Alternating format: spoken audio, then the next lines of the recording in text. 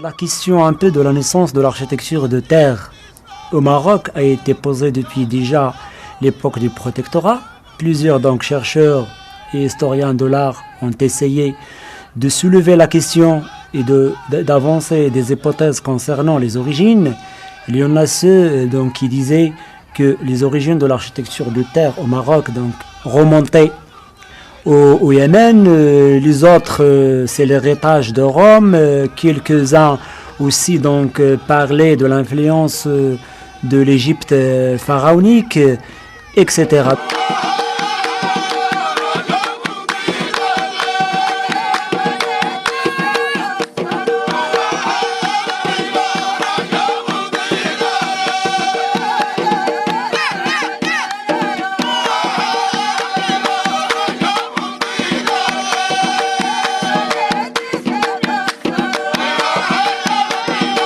L'architecture amazigh en terre connue dans la région est aussi caractérisée par ces motifs décoratifs, surtout pour les kasbahs, qui sont toujours des espaces richement décorés.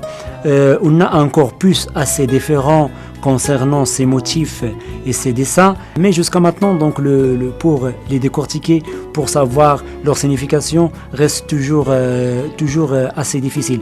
Donc il y a surtout les symboles qui appartiennent donc à un corpus géométrique à travers les losanges, le cercle, le carré, etc. Donc il y a des frises, des arcatures, etc. Et quelquefois aussi on rencontre également des caractères tifinards. Mais le point sur lequel je vais insister, c'est les kasbahs, parce que les kasbahs, on n'a pas beaucoup. Selon l'inventaire qui a été effectué en 1975, on avait relevé 300 kasbahs dans toute la région du sud-est du Maroc. Actuellement, il n'y en a que soixantaine qui sont encore debout. Alors, ça montre un peu le processus de dégradation de ce patrimoine très avancé.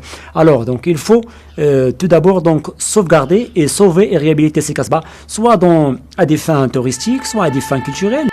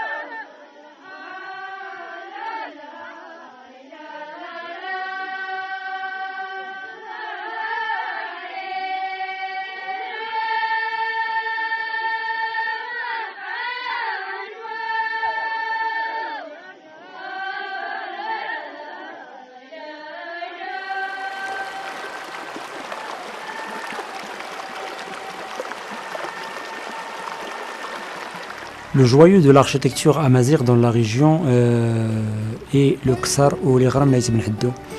Ce Ksar-là est, comme vous le savez, classé sur la liste du patrimoine mondial de l'UNESCO depuis 1987.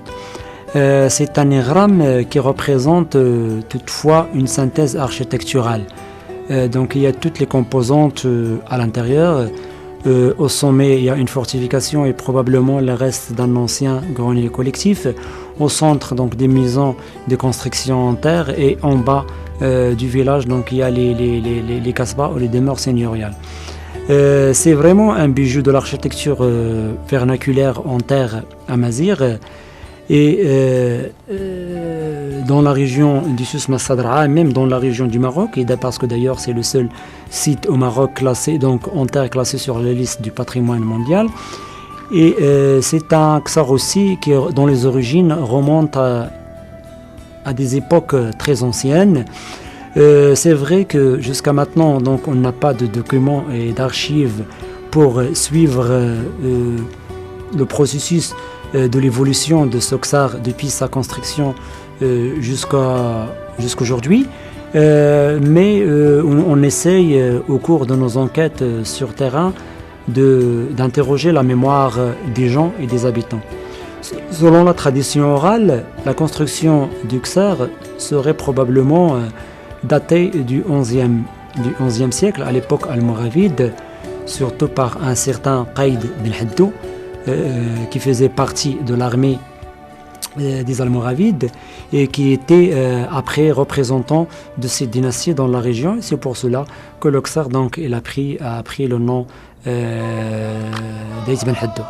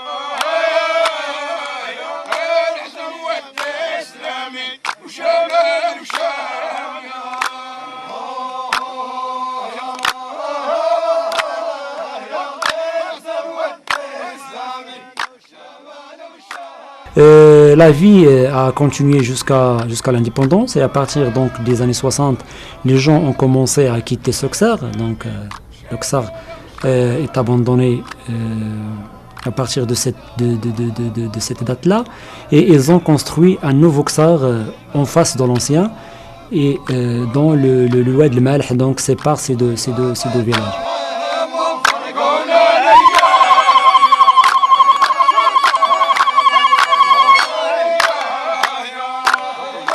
Un autre point qu'il faut aussi valoriser, maintenant on sait que le patrimoine architectural se dégrade, les ksurs disparaissent, mais il faut quand même valoriser la technique.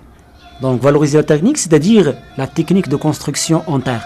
Parce que comme vous savez, jusqu'à maintenant au Maroc, la terre en tant que matériau de construction n'est pas reconnue. Et donc soit par l'État, soit par les institutions, en tant que matériau de construction.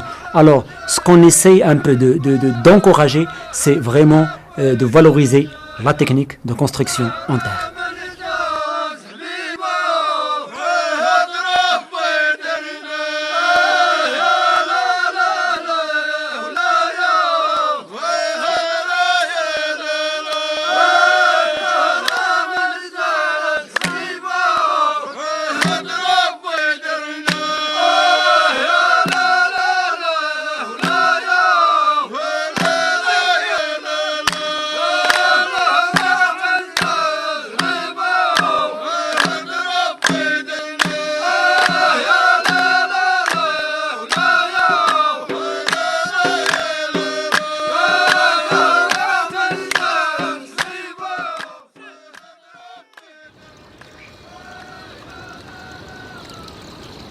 Les travaux d'inventaire que nous avons menés dans la région, en plus des études aussi qu'on a effectuées et qu'on effectue jusqu'aujourd'hui, ont démontré l'existence de différentes typologies concernant les composantes architecturales dans la région. Commençons tout d'abord par les greniers collectifs. Ce sont les greniers de falaise. Les greniers de falaise, ce sont des greniers qui sont aménagés. Ils ne sont pas creusés à l'intérieur de la falaise, mais sont aménagés sur la falaise. Et ce sont des greniers très donc inaccessibles. Et on les rencontre surtout dans la région d'Azilal. Et vous avez donc l'exemple le plus frappant de ces greniers, c'est celui d'Aoujgan. Puis le troisième type, ce sont les greniers de hauteur. Les greniers de hauteur qui sont toujours construits sur une colline ou sur donc une falaise, et c'est l'exemple le plus répandu dans la région du Souss-Massadra. Puis donc le dernier type, ce sont les greniers du village qui sont construits à l'intérieur des habitations d'un village donné. Et vous avez l'exemple qui illustre donc ce type et celui donc de Tezleft, qui a été donc restauré par le centre Cercas ça fait déjà 3 ans. Et c'est un grenier un peu de forme carrée et avec une soixantaine de cases et qui date selon la méthode du carbone 14 du 16e siècle.